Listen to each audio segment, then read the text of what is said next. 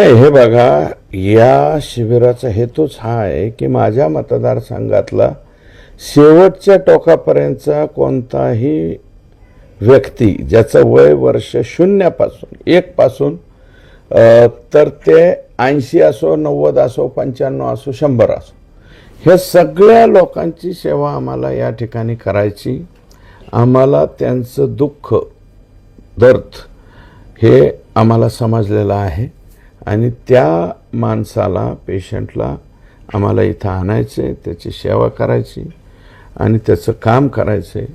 म्हणून कोणताही व्यक्ती माझ्या मतदारसंघातला अवेळी जाऊ नये, अगोदर जाऊ नये.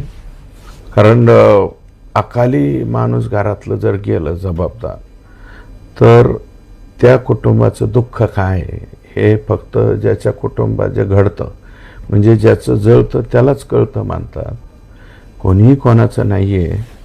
त्या विधवा मायमाऊलीकडं लोक, म्हणजे कुटुंबातले सुद्धा लोक किती सिरियसली घेतात हा सुद्धा संशोधनाचा विषय. मला काय कोणाबद्दल काय बोलायचं नाही, पण जे का रंजला गांजला आहे त्या प्रत्येकाला आपुला म्हणण्याची मानसिकता आमची या ठिकाणी आहे आणि त्याला आम्ही कुठल्याही दुर्धर आजारातून बाहेर काढणार, मोफत काढणार. 1 रुपयासुद्धा त्याला जाऊन देणार नाही.